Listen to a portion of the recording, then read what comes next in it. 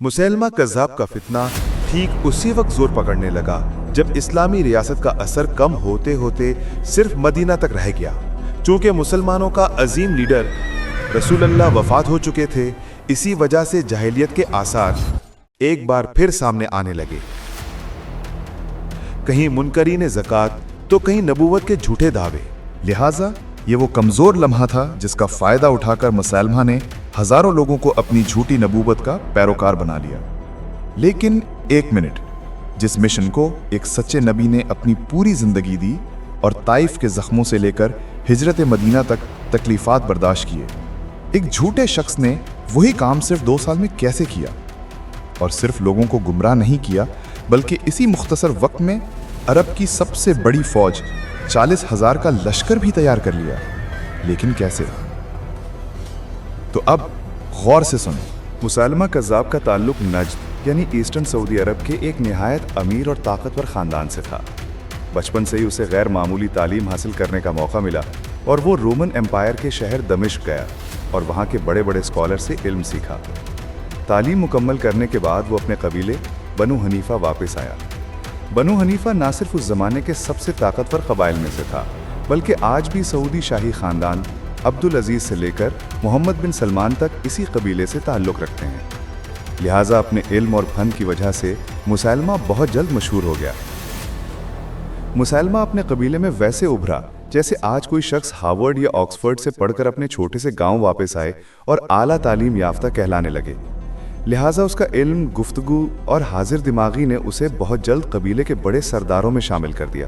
لیکن جب مسیلمہ نجد میں اپنی شہرت بڑھا رہا تھا، اسی دوران حجاز میں رسول اللہ صلی اللہ علیہ وسلم مدینہ میں نئی اسلامی ریاست قائم کر چکے تھے اور لوگ مسلسل اسلام قبول کرنے لگے۔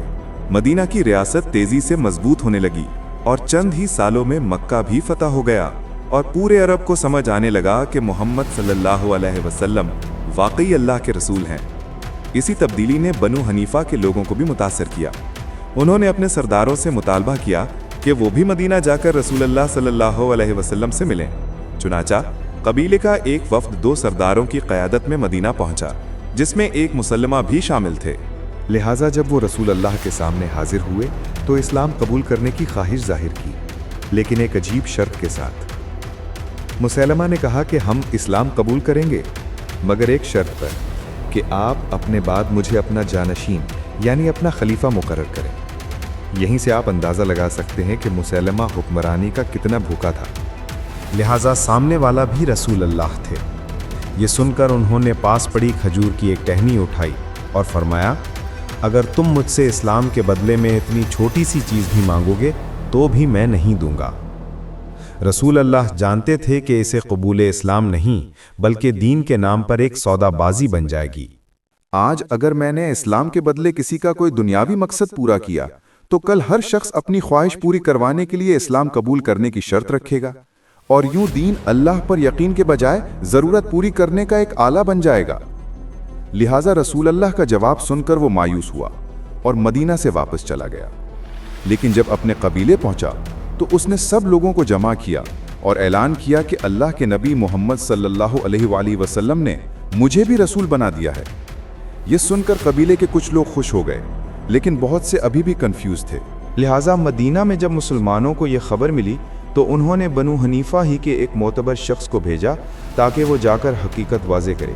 جب وہ شخص قبیلے کے درمیان پہنچا تو آواز لگایا کہ اے لوگو، مجھے رسول اللہ نے بھیجا ہے۔ یہ سن کر جب سارے لوگ اس کی طرف متوجہ ہوئے تو پھر آواز لگایا اور کہنے لگا کہ یہ شخص مسیلمہ جو کہتا ہے کہ مجھے رسول اللہ نے بھیجا ہے اور نبوت کا دعویٰ کرتا ہے، یہ بالکل سچ ہے۔ یہ سن کر بہت سے لوگ اس کے جھوٹ میں آ کر مسیلمہ کو پیغمبر ماننے لگے۔ آپ سوچ رہے ہوں گے کہ صرف اسی وجہ سے مسیلمہ کے فالوورز بڑھ چکے ہوں گے، لیکن نہیں، اصل وجہ اس سے بھی بڑی تھی، اور وہ یہ تھی کہ جیسے ہی مسیلمہ نے نبوت کا دعویٰ کیا، اس کے فوراً بعد اس نے اپنے پیروکاروں کو چند نئے احکامات بھی سنا دیے۔ بغیر نکاح کے تعلقات کو حلال قرار دے دیا، 5 نمازوں میں سے 2 نمازیں ختم کر دیں، صرف 3 نمازیں باقی رہنے دیں، اور ارد گرد جتنے بھی مذاہب تھے ان سب کو قبول شدہ قرار دے دیا، یہاں تک کہ ہر جھوٹے خدا اور ہر بت کو سجدہ کرنے کی اجازت دے دی۔ तो अब अरब के लोगों के लिए मुश्किल ही क्या रह गया था। वो तो वैसे ही एक वक्त में 2-2, 3-3 खुदाओं की इबादत करते थे। अगर कोई मुसैलमा के खुदा को भी मान लेता तो उनके लिए ये कोई बड़ी बात नहीं थी। लिहाजा इसी तरह मुसैलमा के इस दीन को अरब के हर कबीले ने बहुत आसानी से मान लिया। और बिल आखिर फिर एक वक्त ऐसा भी आया कि मुसैलमा ने रसूलुल्लाह को ख़त भेजा। ख़त में कहा गया था कि मैं मुसैलमा अल्लाह के रसूल की तरफ से, मोहम्मद अल्लाह के रसूल की तरफ। अब हम दोनों इस काम में बराबर के शरीक हैं, लिहाजा आधी दुनिया आपकी और आधी दुनिया मेरी। इस ख़त के जवाब में रसूलुल्लाह ने फरमाया, मोहम्मद अल्लाह के रसूल की तरफ से कज़्ज़ाब यानी सबसे बड़े झूठे की तरफ। दुनिया ना मेरी है ना तुम्हारी, सारी दुनिया सिर्फ अल्लाह की है और वो जिसे चाहे उसे दे देता है। रसूल अल्लाह की ज़िंदगी में मुसलमा की इतनी जुर्रत कभी नहीं थी कि वो खुलकर बगावत का ऐलान करे, लेकिन जैसे ही आप सल्लल्लाहु अलैहि वसल्लम का विसाल हुआ, मुसलमा ने फ़ौरन अबू बकर रज़ियल्लाहु अन्हु के ख़िलाफ़ बगावत का ऐलान कर दिया। और जैसा उसने कहा था कि आधी दुनिया आपकी और आधी दुनिया मेरी, इसी जहनियत के तहत उसने मुसलमानों से अलग अपनी एक रियासत बनाने की कोशिश की। ये खबर मदीना पहुंची तो अबू बकर रज़ियल्लाहु अन्हु ने मुख्तलिफ इस्लामी फ़ौजें तैयार की और 2 फौजों को मुसैलमा की तरफ भेजा और उसे वाज़ेह तौर पर कहा था कि खालिद के आने तक कोई भी जंग नहीं करना, बस वहां सिर्फ पड़ाव डालो और जब खालिद बिन वलीद दूसरे बगावतों को ख़त्म करके यमामा की तरफ आ जाए तो फिर सब मिलकर मुसैलमा का काम ख़त्म कर देना। लेकिन दोनों लश्करों ने खलीफा के हुक्म के खिलाफ जाकर मुसैलमा से लड़ने लगे और बदकिस्मती से दोनों भारी नुकसान के साथ शिकस्त खा गए, जो हमने इससे पहले वाले वीडियो में तफसील से एक्सप्लेन किया है। लिहाजा जब खालिद बिन वलीद दूसरे जंगों से फारिग हुए तो अबू बकर रज़ियल्लाहु अन्हु के हुक्म के मुताबिक मुसैलमा कद्दाब को ख़त्म करने के लिए 13,000 सहाबा के लश्कर के साथ यमामा पहुंचे, जहां मुसैलमा की 40,000 की फौज पहले से सफ़ों में खड़ी थी। सबसे पहले मुसैलमा के कुछ आदमी आगे बढ़े और मुसलमानों को ललकारा। ये चैलेंज हज़रत उमर रदियल्लाहु अन्हु के भाई ज़ैद बिन खत्ताब रदियल्लाहु अन्हु और दीगर बहादुर सहाबा ने कबूल किया और एक एक करके उन सब को ख़त्म कर दिया। उसके बाद दोनों फौजें पूरी कुव्वत के साथ टकरा गईं। शुरू में मुकाबला बराबर था, मगर मुसैलमा की फौज तादाद में बहुत ज़्यादा थी। आहिस्ता आहिस्ता मुसलमान बड़ी तादाद में शहीद होने लगे और सफ़ें पीछे धकेल दी गईं। यहाँ तक कि मुसैलमा की फौज इतनी आगे बढ़ गई कि मुसलमानों के कैंप तक पहुँच गई, जहाँ ख़वातीन भी मौजूद थीं, जिनमें खालिद बिन वलीद की अपनी अहलिया भी शामिल थी। लेकिन मुसलमानों को पता था कि अगर आज हम ये जंग छोड़कर वापस जाते हैं तो मुसलमा कज़्ज़ाब अगला हमला मदीना पर करेगा। लिहाजा अब जब कोई रास्ता बाकी ना बचा तो खालिद बिन वलीद, ज़ैद बिन खत्ताब और चंद बहादुर सहाबा सफ़ें छोड़कर सीधे दुश्मन की तरफ लपके। उन्होंने इतनी बहादुरी दिखाई कि दुश्मन भी हैरान हुआ। ये देखकर मुसलमानों का हौसला दोबारा बुलंद हुआ और वो भी पूरी ताकत के साथ लड़ने लगे। फिर कुछ ही देर में मुसलमानों की पूरी फौज ने मुसैलमा के लश्कर पर ऐसा ज़बरदस्त हमला किया कि उसकी 40,000 की फौज सफ़ें तोड़कर पीछे भागने लगी। इस जंग को लोग जंग हुनैन के साथ कंपेयर करते हैं कि जब मुसलमानों की फौज जंग हुनैन में जंग से आहिस्ता आहिस्ता पीछे हट रहे हैं तो रसूलुल्लाह सल्लल्लाहु अलैहि वसल्लम मुसलमानों को छोड़कर अकेले दुश्मनों की तरफ बढ़े थे और उस दिन लीडरशिप की अजीम मिसाल कायम की। लिहाजा मुसलमानों के शदीद हमले के बाद मुसैलमा की फौज बिखर कर भागने लगी और आखिरकार एक मजबूत बाग हदीकतुल मौत में जाकर छुप गई। मुसलमानों ने भरपूर कोशिश की कि बाग की दीवार तोड़कर अंदर दाखिल हो सकें, लेकिन बार बार कोशिश के बावजूद अंदर जाना मुमकिन नहीं हो रहा था। उसी वक्त एक बहादुर सहाबी बरा बिन मालिक आगे बढ़े और कहा, मुझे किसी तरह उस दीवार के पार पहुंचा दें, मैं अंदर जाकर मुसलमानों के लिए दरवाज़ा खोल दूंगा।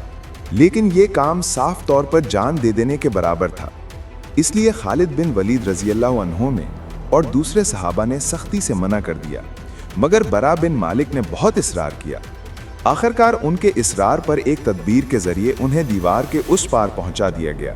वहां पहुंचकर उन्होंने बेमिसाल बहादुरी दिखाई और आखिरकार दरवाज़ा खोल दिया। दरवाज़ा खुलते ही मुसलमान अंदर दाखिल हुए और मुसलमा की फौज को तेजी से पसपा करना शुरू कर दिया। ये देखकर मुसलमा खुद मैदान छोड़कर भागने लगा। इस सारी जंग के दौरान मुसलमानों की सफ़ों में एक ऐसा शख्स भी था जो इस जंग में एक ही मकसद लेकर आया था, और मकसद था मुसैलमा को ख़त्म करना। ये थे वहशी बिन हरब, वही शख्स जिन्होंने ओहद के मैदान में हिंदा के कहने पर रसूल अल्लाह के चचा हज़रत हमज़ा रदी अल्लाह अन्हो को शहीद किया था। उस सख्त दिल तोड़ देने वाले वाक़ये के बावजूद फ़तह मक्का के दिन रसूल अल्लाह ने वहशी को माफ़ कर दिया था, मगर उन्हें कहा था कि मैंने तुम्हें माफ़ किया, लेकिन कभी भी मेरे सामने ना आया करो। वहशी रदी अल्लाह अन्हु के दिल में कबूल इस्लाम के बाद अब एक ही ख्वाहिश थी कि मैं इस्लाम के सबसे बड़े दुश्मन को मारकर अपने इस गुनाह का कफ़ारा अदा करूं। चुनाचे जो बाकी मुसलमान बाग के अंदर जंग में मसरूफ़ थे, वहशी मुसैलमा का पीछा करते हुए उसके पीछे लगे हुए थे। जैसे ही उन्हें नजर आया कि मुसैलमा भाग रहा है, उन्होंने अपना वही मशहूर नेज़ा उठाया जिससे उन्होंने ओहद में वार किया था और पूरी कुव्वत के साथ दूर से मुसैलमा की तरफ फेंक दिया। नेज़ा सीधा जाकर मुसैलमा के जिस्म में लगा और उसी वार के साथ मुसैलमा कज़्ज़ाब हलाक हो गया। मुसलमान जब यमामा में फतह याब हुए तो मदीना में दोबारा अमन कायम हो गया। बाकी इलाकों में मौजूद मुसलमान लश्करों ने भी एक के बाद एक तमाम बगावतों को ख़त्म कर दिया। यूं मदीना में खलीफा अबू बकर सिद्दीक रज़ी अल्लाह अन्हो एक बार फिर पूरे अरब के खलीफा बन गए और अरब के कबाइल को यह हकीकत अच्छी तरह समझ आ गई कि रसूल अल्लाह के बाद इस्लाम ख़त्म नहीं हुआ, बल्कि पहले से भी ज़्यादा मजबूत हो चुका है। लेकिन हज़रत उमर रज़ी अल्लाह अन्हु ने जब देखा कि इस जंग में 700 ऐसे सहाबा शहीद हो गए हैं जो हाफिज़ कुरान थे, तो उनके दिल में ये खौफ पैदा हुआ कि अगर जंगों में इसी तरह हुफ़ाज़ शहीद होते रहे तो कहीं ऐसा ना हो कि वक्त गुजरने के साथ कुरान के अल्फाज तो महफूज रहें, लेकिन इसकी तरतीब और इसका रब्त कहीं खो ना जाए, क्योंकि उस वक्त कुरान मुकम्मल किताब की सूरत में नहीं था, बल्कि मुख्तलिफ सूरतें चमड़े, पत्तों, हड्डियों और लकड़ी के टुकड़ों पर लिखी हुई थीं।